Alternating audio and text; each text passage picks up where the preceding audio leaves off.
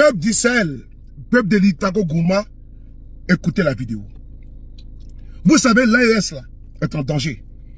Burkina Faso, Mali, Niger, écoutez cette vidéo. Écoutez le premier ministre du Niger. C'est grave, les révélations de taille. Parce que si on ne se dit pas les vérités, si on ne partage pas les vidéos pour entendre ce que nos dévanciers disent, nos leaders disent, comment on peut être informé?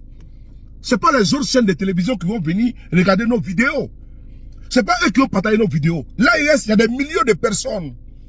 Il faut continuer de partager nos vidéos, de liker. Parce que nous, on fait le combat. Et c'est vous et nous qui faisons le combat. Partagez la vidéo, écoutons le premier ministre du Niger. C'est très fort. On l'écoute ensemble. Qui ont à peu près la même situation que nous. Sur la CEDEAO, je pense qu'il faut que les choses soient claires. Quand j'entends les principales articulations, c'est comme si il faut qu'on revienne à la CEDEAO. Mais il faut quand même qu'on sache que la CEDEAO doit beaucoup à notre pays. Du président Jory, paix à son âme, qui faisait partie, tous ceux qui connaissent l'histoire savent très bien ce qui s'est passé. Ils avaient déjà commencé à parler, évidemment, d'une organisation qui devait travailler sur la solidarité, sur le partage de la production, sur le soutien. Après Jory, c'est l'époque Kounché, paix à son âme. Et on sait que c'est à cette période que la CEDEAO a été créée. Et on connaît le rôle qu'a joué le président Kounché et tous les présidents qui sont venus après. Le président Ali Seibou, paix à son âme, avait joué un très grand rôle sur la reconstitution des stocks de sécurité, d'abord chez nous, mais également dans la zone communautaire. Il ne faut pas oublier cela. Mohamed Ousmane, qui a dirigé la CEDEAO, le Parlement de la CEDEAO, le président Barré, paix à son âme, qui a contribué à rapprocher au travers des relations bilatérales avec le Nigeria, le président Wanké, qui n'a pas eu beaucoup de temps, mais qui a quand même sauvegardé les relations également, puis le président Tandja, paix à son âme, paix à leur âme tous. Et chaque fois qu'on arrive au terme de l'année, ses pairs lui demandent de poursuivre.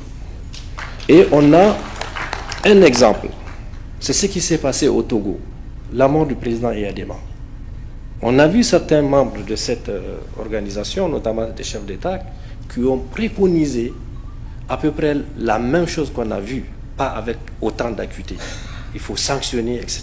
Et on se souvient parfaitement, le président Tandja, paix à son âme, qui dirigeait la présidence, qui était à la présidence de la CEDEAO, s'est opposé littéralement à quelques mesures de sanctions appliquées au Togo. Et tout le monde sait comment ça s'est passé. Avec sagesse, consultation de l'ensemble de ceux qui composaient l'institution, on est parvenu à résoudre le problème du Togo. Il ne faut pas oublier cela. Et la CEDEAO, on a vu les chefs d'État qui sont venus après aussi. Même le général Salou, qui a eu un temps, aussi a continué à travailler à la consolidation de nos rapports avec la CEDEAO. Le président Issoufou et le président déchu, M. Bazoum, tout le monde, tous les présidents nigériens ont contribué fortement à la vie de cette institution. Qu'est-ce qui s'est passé quand ils ont pris la décision de nous punir? On a à un moment donné entendu dire que le Niger ne voulait pas négocier. Non, c'est des contre-vérités. Nous avons envoyé 4 ministres. Le ministre en charge de la justice qui est là assis, le ministre directeur de cabinet du chef de l'État, le ministre des Affaires étrangères. Partagez la vidéo. Et le ministre porte-parole du gouvernement. Il est important que vous sachiez que lorsqu'ils sont allés dans l'optique de négocier malgré tout, nos partenaires nigériens, un certain nombre de ceux qui sont autour du chef de l'État, ont menacé notre pays. Ils ont dit que leur pays dispose d'1 million de soldats, ils vont nous envahir. Il faut que vous le sachiez. Et c'était eux qui demandaient à ce qu'on serre. Nous leur avons demandé de rentrer, mais avant de rentrer, leur dire que ce sont nos soldats, nos officiers supérieurs. Et je le dis et je maintiens, j'assume. Ce sont nos soldats et nos officiers supérieurs qui ont l'habitude d'aller sur ce territoire et de défendre. Ces gens-là comptent Boko Haram. Il y a des vidéos qui circulent aujourd'hui. La CEDEAO, dont l'objectif est la solidarité, dont la mission est la culture de la paix, dont la mission est le principe de redistribution sur le plan économique. Elle a abandonné ses missions, elle s'est mise à parler de guerre, attaquer notre pays. Elle a oublié l'économie, elle parle politique. Elle a oublié la solidarité, elle ferme les frontières. C'est inacceptable. Nous avons tout fait pour que la CEDEAO comprenne que le Niger est un acteur majeur du respect de ce que la CEDEAO peut fournir. Rassurez-vous, nous en avons fait les études d'impact avant de prendre la décision sur le plan économique.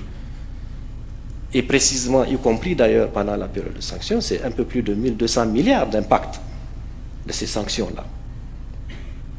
Donc, tout ce qui nous restait à faire, de guerre lasse, c'est tout. C'est de partir. Et quand on regarde ces 4 présidents au total, qui se sont braqués, et à la fin 2, et enfin un seul, qui est sorti pour dire nous allons les attaquer, nous allons, etc., etc.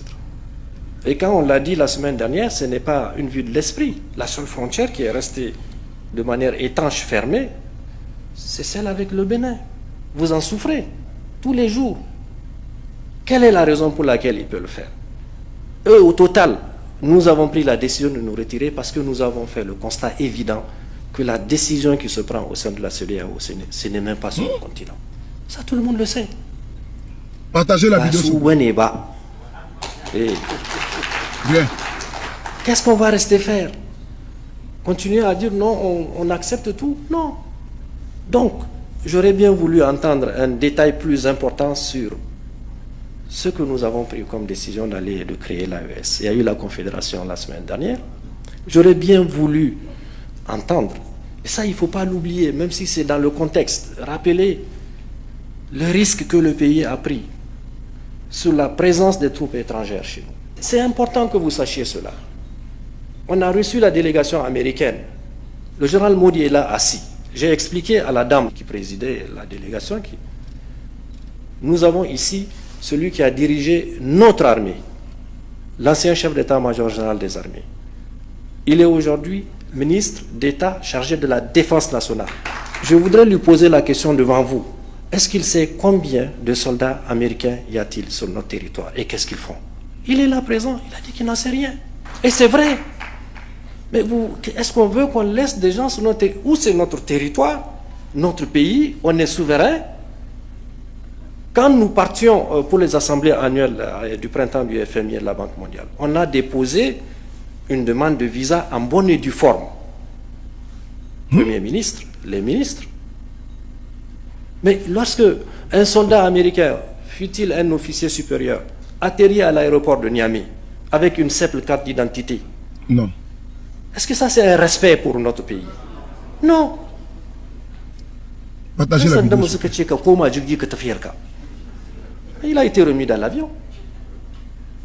Et ça, c'est une faute? Non. Au département d'État, quand nous avons été reçus, à 2 reprises. Première fois à notre demande, la deuxième à leur demande. Nous leur avons dit, ok, vous êtes à Agadez, est-ce que vous accepteriez que nos soldats aillent au Texas et rester là-bas, là, chez vous? Il n'y a pas de réponse. Et nous avons toujours dit, et je pense que c'est votre opinion, on préfère avoir des investisseurs américains qui viennent investir dans l'économie et ils savent parfaitement bien le faire, des grands travailleurs, c'est un peuple travailleur, plutôt que d'avoir des soldats dont on ne sait même pas ce qu'ils font chez nous. Il n'y a aucune animosité, aucune, je vous assure, que ce soit les Français qui sont partis ou les Américains, il n'y a aucune animosité. Nous étions, et nous en sommes, tristes de la situation, mais conscients des responsabilités qui sont les nôtres. Nous allons travailler ensemble. Moi, je voudrais encore une fois vous remercier. Ce diagnostic, nous le partageons totalement. Nous allons travailler progressivement à revenir sur les fondements. Nous allons vous réserver la place qui est la vôtre, parce qu'il n'y a aucun pays, encore une fois, qui s'est développé lorsque son secteur privé ne contribue pas à l'économie. C'est vous, la cheville ouvrière. Et le chef de l'État a donné instruction, nous-mêmes nous avons répercuté ces instructions pour que nous nous asseyions déjà, voir un peu comment est-ce qu'il faut continuer à assainir. Frères et sœurs, quand vous-même vous écoutez ça, oui, quand vous écoutez le premier du Niger qui vous explique, un soldat américain quitte en Amérique, quand il vient là-bas, il vient au Niger, il vient simplement avec sa carte d'identité, sans visa. C'est-à-dire qu'ils sont stationnés à Agadez, on ne sait pas ce qu'ils font. Est-ce que vous avez vu une base burkinabé, malienne, nigérienne, une base ivoirienne, gabonaise, comment dirais-je, en Europe, en Amérique? Non. Pourquoi c'est chez nous toujours? Les gens doivent venir, n'est-ce pas se poser. Il y a un problème. C'est nous, on doit se revoir. Nous, les Africains, on doit se revoir. Nous sommes bien accueillants, c'est bon. Mais tu peux faire venir accueillir quelqu'un chez toi à la maison, il veut ta femme, il veut être le chef de la maison, il veut s'occuper de tout. Et tu n'as pas de compte à lui demander. Ah bon? Mais il a de compte à te rendre pour être chez toi. Je te donne la maison d'hôte, mais tu n'as pas demandé que tu veux pas la servante. Et puis tu veux qui? Ma femme. Ou bien tu veux qui? Ma fille. Ou bien ma cousine. Non, attendez. Alors, dire que les soldats partent, ce n'est pas dire qu'ils sont contre, n'est-ce pas, la France, ou bien ils sont contre, les États-Unis. Mais la France, au sortir de la guerre, le général de Gaulle, les Américains sont venus aider les Français pour se débarrasser des nazis, de Hitler. Mais ils ont demandé à l'armée américaine de partir.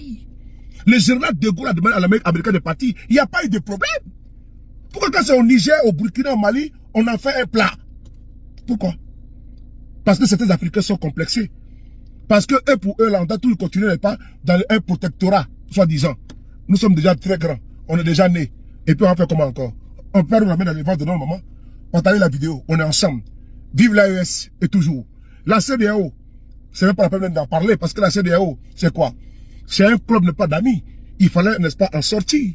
Et que l'AES, n'est-ce pas, des personnes indépendantes, des peuples indépendants, des leaders indépendants, pas des individus qui viennent pas, n'est-ce pas, comment dirais-je, des injonctions, qui viennent pas, n'est-ce pas, des instructions, comment dirais-je, en Europe, les Ouattara, les Bazoum à l'époque, les Talons, et j'en passe.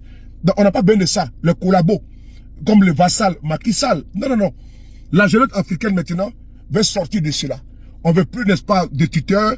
Nous sommes déjà grands. Mais attends, ton père t'a mis au monde. Ta mère t'a mis au monde. Tu es déjà majeur, mais tu dois voler tes propres ailes. Même les animaux, les oiseaux. Quand les oiseaux, n'est-ce pas, à un certain âge, n'est-ce pas, ils s'envolent. Ils prennent l'indépendance. Les animaux même d'abord. C'est pas nous les êtres humains. Merci beaucoup à vous. Prenez soin de vous.